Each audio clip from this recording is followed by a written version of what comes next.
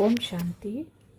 आज की अव्यक्त मुरली का शीर्षक है बुद्धि रूपी नेत्र क्लियर और पावरफुल बनाओ। आज भट्टी की पढ़ाई का पेपर लिखत में दिया। फिर कल कौन सा पेपर शुरू होगा यह जानते हो? प्रैक्टिकल पेपर में कौन से क्वेश्चन आने वाले हैं उन्हों को जानते हो? किस किस प्रकार के क्वेश्चंस आएंगे? कल्प पहले क्या क्या हम आत्माओं द्वारा हुआ है यह स्मृति आती है? हाँ, जब यह स्मृति आती है तो क्वेश्चन कौन से आएंगे यह स्मृति नहीं आती है। माया सामना तो करेगी, लेकिन किस किस रूपों में करेगी यह भी जानते हो कि नहीं? मास्टर नॉलेजफुल बनकर जा रहे हो ना। मास्टर नॉलेजफुल को तो इन एडवांस सभी मालूम पड़ ही जाता है। जैसे साइंस वाले अपने यंत्रों द्वारा जो भी कोई घटना जैसे कि तूफान व बारिश का आना व धरती का हिलना आदि पहले से ही जान लेते हैं। तो क्या आप सभी भी मास्टर नॉलेजफुल बनने से इन एडवांस अपनी बुद्धि बल द्वारा नहीं जान सकते हो? दिन प्रतिदिन जितना जितना अपनी स्मृति की समर्थी में आते जाएंगे, अर्थात अपनी आत्मा रूपी नेत्र को पावरफुल बनाते जाएंगे, क्लियर बनाते जाएंगे, उतना उतना कोई भी अगर विघ्न आने वाला होगा तो पहले से ही यह महसूसता आएगी कि आज कोई पेपर होने वाला है। और जितना जितना इन एडवांस मालूम पड़ता जाएगा तो पहले से ही होशियार होने के कारण विघ्नों में सफलता पालेंगे। जैसे आजकल की गवर्नमेंट को जब पहले से ही मालूम पड़ जाता है कि दुश्मन आने वाला है तो पहले से ही तैयारी करने के कारण विजयी बन सकते हैं, और अचानक आक्रमण विजयी नहीं बना सकता। यहाँ एक तो त्रिकालदर्शी होने के नाते कल्प पहले की स्मृति ऐसी अनुभव करते हो जैसे कि कल की बात है, और दूसरा फिर नॉलेजफुल होने के नाते से। तीसरा बुद्धि रूपी नेत्र पावरफुल और क्लियर होने के कारण वह इन एडवांस की बातों को कैच कर लेते हैं। तो तीनों ही प्रकार से अगर अटेंशन है व स्थिति है तो क्या आने वाले विघ्नों को पहले से ही परख नहीं सकते हो? और जैसे जैसे इन एडवांस में परख व पहचान होती जाएगी तो कभी भी हार नहीं होगी, सदा विजयी होंगे। जैसे नेत्र ठीक ना होने के कारण व CID की चेकिंग ठीक ना होने के कारण कभी गवर्नमेंट भी धोखा खा लेती है। इस रीति से सदैव अपने बुद्धि रूपी नेत्र की संभाल होनी चाहिए कि यथार्थ रीति से कार्य कर रहा है। CID का और अर्थ क्या है? चेकिंग ही CID है। चेकिंग रूपी CID होशियार है तो कभी भी दुश्मन से हार नहीं खा सकते। इसलिए अब भी प्रयत्न करो कि पहले से ही मालूम रहे। जैसे बारिश होने वाली होती है तो प्रकृति पहले से ही सावधानी जरूर देती है। अगर नॉलेजफुल हो तो प्रकृति के विघ्न से वह बच सकता है। अगर नॉलेजफुल नहीं तो प्रकृति की जो भिन्न भिन्न छोटी छोटी चीज़ें दुख के व बीमारी के निमित्त बनती है उनके अधीन बन जाते हैं। कारण क्या होगा? पहचान व नॉलेज की कमी। तो जैसे जैसे याद की शक्ति अर्थात साइलेंस की शक्ति अपने में भरते जाएंगी तो पहले से ही मालूम पड़ेगा कि आज कुछ होने वाला है। और दिन प्रतिदिन जो अनन्य महारथी अटेंशन और चेकिंग में रहते हैं वह यह अनुभव करते जा रहे हैं। बुखार भी आने वाला होता है तो पहले से ही उसकी निशानियां दिखाई पड़ती हैं। तो इसमें भी अगर नॉलेजफुल हैं तो जो पेपर आने वाला है उसकी कोई निशानियां जरूर होती हैं, लेकिन परखने की शक्ति पावरफुल हो तो कभी हार नहीं हो सकती। ज्योतिषी भी अपने ज्योतिष की नॉलेज से, ग्रहों की नॉलेज से आने वाली आपदाओं को जानते हैं। आपकी नॉलेज के आगे तो वह नॉलेज कुछ भी नहीं है, तुच्छ कहेंगे। तो जब तुच्छ नॉलेज वाले एडवांस को जान सकते हैं अपनी नॉलेज की पावर से, तो क्या इतनी श्रेष्ठ से श्रेष्ठ नॉलेज से मास्टर नॉलेजफुल यह नहीं जान सकते? नहीं जान सकते तो इसका कारण यह है कि बुद्धि रूपी नेत्र क्लियर नहीं है। और क्लियर ना होने का कारण क्या? केयरफुल नहीं। केयरफुल ना होने का कारण नॉलेजफुल नहीं। नॉलेजफुल ना होने का कारण पावरफुल नहीं। और पावरफुल ना होने के कारण जो विजय की प्राप्ति होनी चाहिए वह नहीं होती।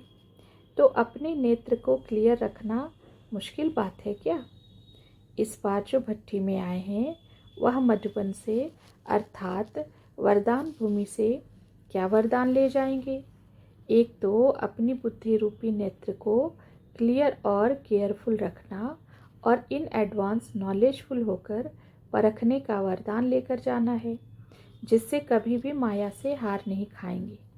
जिसकी माया से हार नहीं होती उनके ऊपर सुनने वाले और देखने वाले बलिहार जाते हैं। तो प्रवृत्ति में रहते आपके ऊपर आपके समीप वाले, दूर वाले बलिहार जाएं। उसकी युक्ति यह है कि बार बार हार ना हो। जब बार बार हार खा लेते हो तो हार खाने वाले के ऊपर बलिहार कैसे जाएंगे?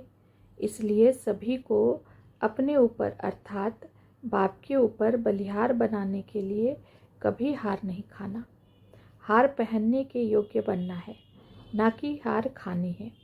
यह है प्रवृत्ति में रहने वाले पांडवों के लिए विशेष रूप की शिक्षा।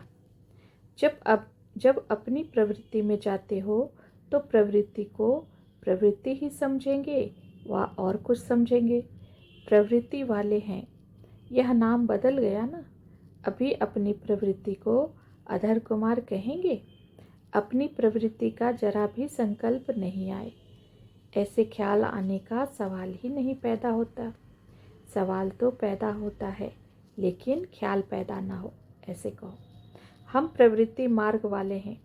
यह रजिस्टर आज से अपना बंद करके और नया रजिस्टर सेवाधारी का रखा है, ऐसे समझे। दीपावली पर पुराने चौपड़े खत्म कर नए रखते हैं ना, तो आप लोगों ने भी सच्ची दीपावली मनाई। दीपक भी अविनाशी जगाया। पुराने प्रवृत्ति के स्मृति का व पुराने संस्कारों का चौपड़ा भी खत्म किया। जैसे स्मृति वैसे संस्कार बनते हैं। तो यह चौपड़े पूरा जला दिए व कुछ किनारे रख दिए हैं। अगर किनारे रखे होंगे तो कभी भी बुद्धि उनमें जाएगी।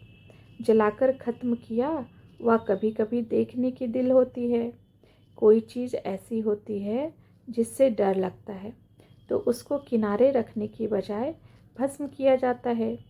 झूठी चौपड़ी बनाने वाले गवर्नमेंट से डरते हैं, इसलिए वह कागज़ जलाकर भस्म कर देते हैं जो किसको निशानी भी ना मिले। इस रीति पुरानी स्मृति का चौपड़ा व रजिस्टर बिल्कुल जलाकर खत्म करके जाना। एक होता है किनारे करना, दूसरा होता है बिल्कुल जला देना। रावण को सिर्फ मारते नहीं लेकिन साथ साथ जलाते भी हैं। तो इनको भी सिर्फ अगर किनारे रखा तो वह भी निशानी रह जाएगी। पुराने रजिस्टर की छोटी सी टुकड़ी से भी पकड़े जाएंगे। माया बड़ी तेज है, उसकी कैचिंग पावर कोई कम नहीं है। जैसे गवर्नमेंट ऑफिसर्स को जरा भी कुछ प्राप्त होता है तो उसी पर वह पकड़ लेते हैं। जरा निशानी भी किनारे कर दी तो माया किस न किस रीति से पकड़ लेगी, इसलिए जलाकर ही जाना। सुनाया था ना कि कुमारों में जेब खर्च का संस्कार होता है, वैसे प्रवृत्ति मार्ग वालों में भी विशेष संस्कार होता है। कुछ न कुछ आईवेल के लिए किनारे रखना, चाहे कितना भी लाखपति क्यों ना हो, कितना भी स्नेही क्यों ना हो, लेकिन फिर भी यह संस्कार होते हैं। अब यह संस्कार यहाँ भी पुरुषार्थ में विघ्न रूप होते हैं। कई समझते हैं कि अगर थोड़ा बहुत रोब के संस्कार अपने में ना रखे तो प्रवृत्ति कैसे चलेगी। वह थोड़ा बहुत अगर लोभ के संस्कार भिन्न रूप में ना होंगे तो कमाई कैसे कर सकेंगे। वह अहंकार का रूप ना होगा तो लोगों के सामने पर्सनैलिटी कैसे दिखाएंगे। ऐसे ऐसे कार्य के लिए अर्थात आई विल के लिए थोड़ा बहुत पुराने संस्कारों का खजाना जो है उनको छिपा कर रखते हैं। यह संस्कार ही धोखा देते हैं। यह कोई पर्सनैलिटी नहीं, वह इस पुराने संस्कारों का रूप प्रवृत्ति को पालन करने का साधन नहीं है। पुराने संस्कारों का लोभ रॉयल रूप में होता है, लेकिन है लोभ का अंश। समझो, प्रवृत्ति वाले व्यवहार में जाते हो तो जहाँ देखेंगे थोड़ा बहुत ज़्यादा प्राप्ति होती है तो उस प्राप्ति के पीछे इतना लग जाएंगे जो इस ईश्वरीय कमाई को कम कर देंगे। इस तरफ अटेंशन कम कर उस तरफ की प्राप्ति तरफ ज़्यादा अटेंशन गया, तो क्या यह लोभ का अंश नहीं है।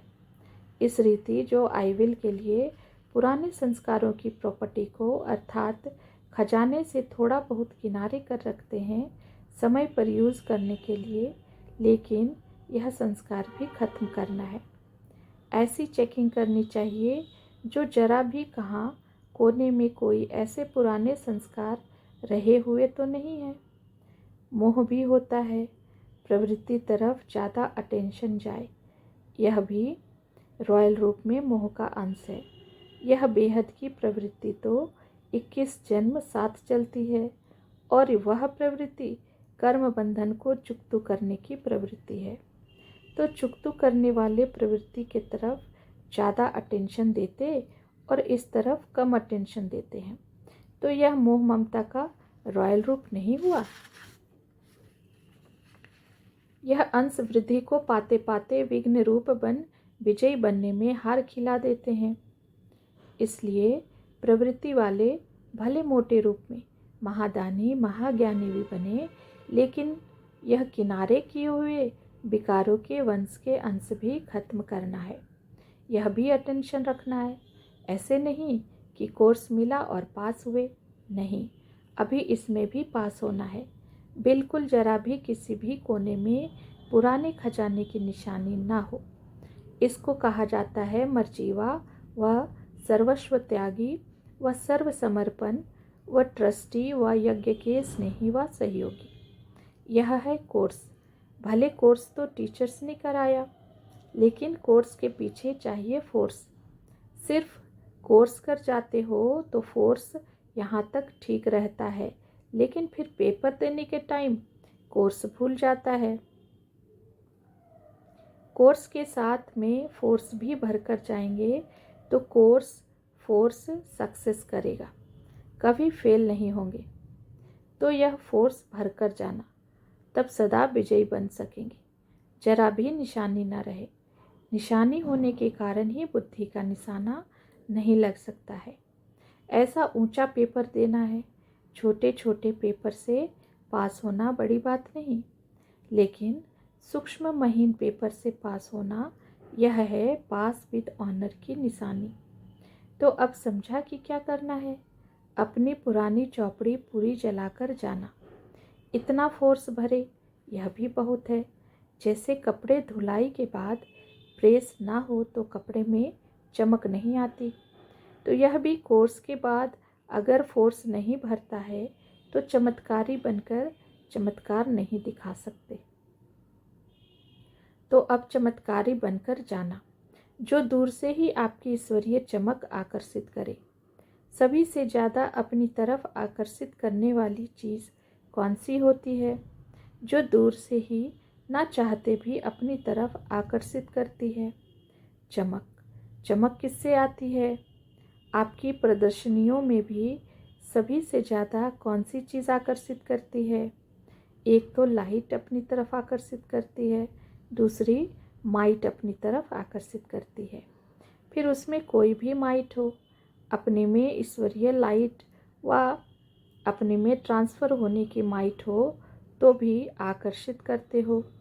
जो अपने को ट्रांसफ़र नहीं कर सकते, तो ट्रांसफ़र करने की लाइट और माइट अपने में धारण करने से हर आत्मा को अपनी तरफ आकर्षित कर सकेंगे। अच्छा, ओम शांति।